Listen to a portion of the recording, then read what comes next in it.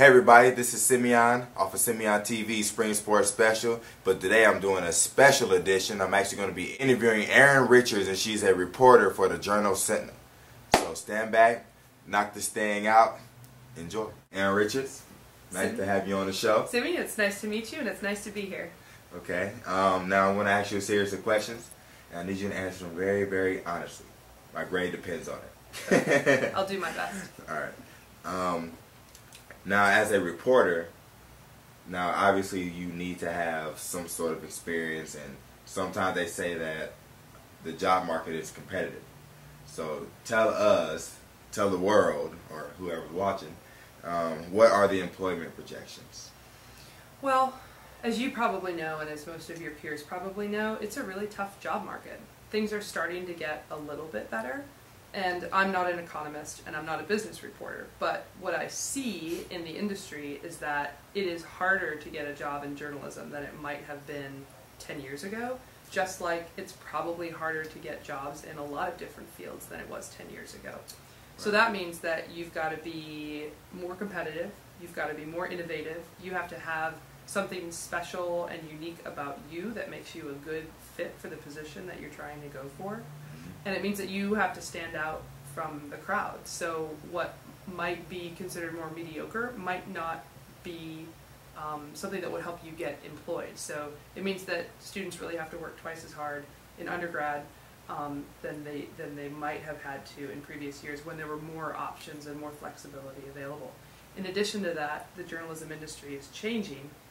As you probably know, there's a lot more emphasis on young people needing to have digital skills and knowledge of using databases and digging for data that's available because we have so much more technology and data available to us. Yeah. So using that as a reporting tool is something that people just didn't do that much 20 years ago. Right. And now it's really important to have those skills. Like, what levels of degree would one need to have a better competitive advantage over somebody who doesn't have a degree? Well, that, of course, you probably know that depends on what field you're going into. I think in journalism, a lot of students come out of a good journalism school with a 4-year bachelor's degree and are well qualified to go into the profession. My choice was to go ahead and get my graduate degree right after undergraduate. It was a personal choice. I didn't feel like I was finished with schooling yet, and I had a good opportunity to teach while I was going to graduate school. And I started in Kentucky. I went to Murray State University. And then I went to the University of Missouri, which has a really high-quality journalism school. Yeah. So although I studied communication in undergrad, I didn't feel like I was quite ready to launch into the industry. I didn't feel like I had enough connections. And I knew that I might want to teach journalism someday. Yeah. So I went to graduate school because I know that I would have to have a master's degree if I wanted to teach. So when I went to the University of Missouri, I got a graduate degree, and that helped me at that level because there were a lot of people with a lot of other connections at newspapers around the country. Yeah. And that's part of how I got here. I had a connection. I approached the newspaper and said, I'm looking for an internship at the end of my graduate school career. Would you consider me? And here's what I have to offer. Right. And that's what you need, especially in a competitive job market. Everything going down. I mean, like you said, it's getting a little better, but a nice connection would get you connected, obviously. What type of internships are out there that one would need to be a journalist? So absolutely, especially in this profession, it is so important to have experience and to have more than just,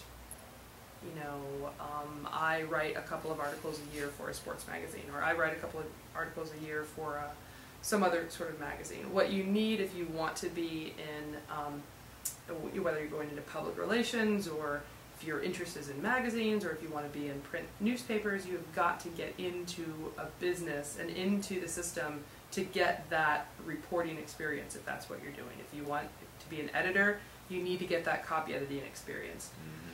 I'm biased because I think newspapers are a great training ground no matter what career you might eventually end up in. Right. It teaches you how to write well, it teaches you how to think critically, it teaches you how to ask hard questions, and you get an opportunity to really produce that kind of journalism in a competitive professional environment.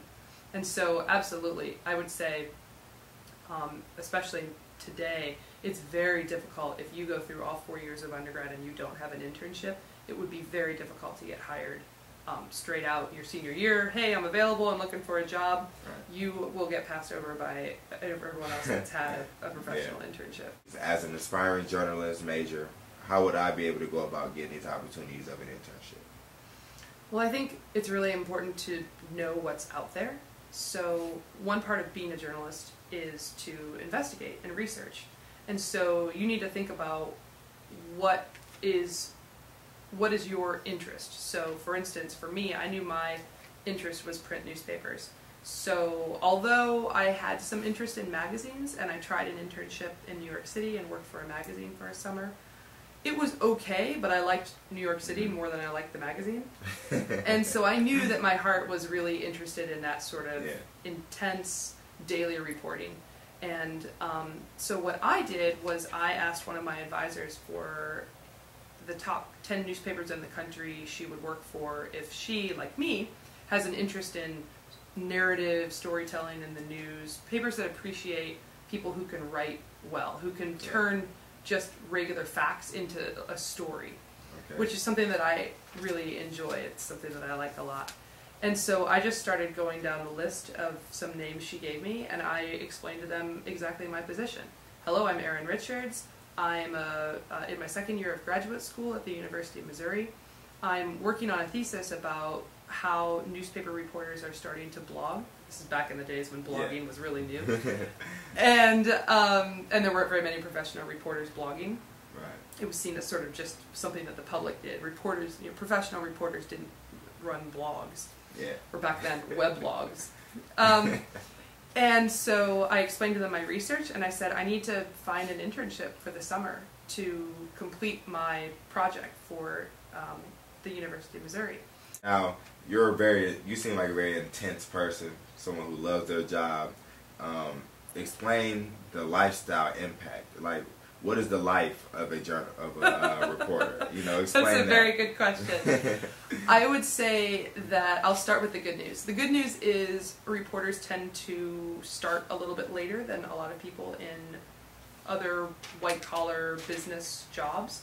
So whereas a lot of my peers who are not reporters maybe have to be at the office at 8 o'clock or 7:30, most journalists, not all, tend to roll into work more around 9:30.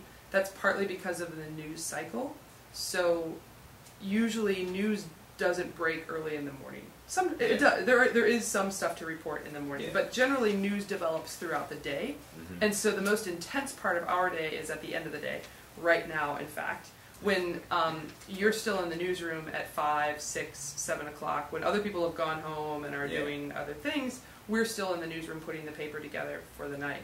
So I think one difficult part is that, and it's happened to me before, that you, unlike other jobs where you can just leave because you can pick up that work again tomorrow, or maybe you've got a deadline but it's, there's a little bit of flexibility in it. Yeah. The deadlines here mean that you have to finish your work before you leave. So even if you're filing a story at 10 o'clock at night, which sometimes I have to do if I'm filing from the Milwaukee school board meeting, it has to get in before you go to bed. Now explain the importance of having good grammar and writing skills and stuff like that when becoming a journalist. This is such a good question. In addition to being a reporter, I also teach media at Carroll University in Waukesha. The journalism profession, if you cannot write clearly and write well and write fast, it's probably not the best industry for you. The demands are high and the competition is it's stiff. You have to be really good at writing and grammar and writing short, and especially with today's emphasis on multiple platforms of producing news online, you have got to be fast. I mean, we file from, we post stories from all over the city sometimes. If you're moving around and you see an email on your iPhone and you can punch it right in there and send an email back to somebody or get your laptop out and fire off a blog post, and that has to be accurate because there isn't always going to be an editor over your shoulder to check all of your writing before something gets published sometimes. Wow. Dang. That means I need to get on it. Miss Erin Richards, nice to have you on the show. It was a pleasure to be here. Thank you. This is SymeonTV's UWM edition, Journalism. And I'm signing out. Make it a great day.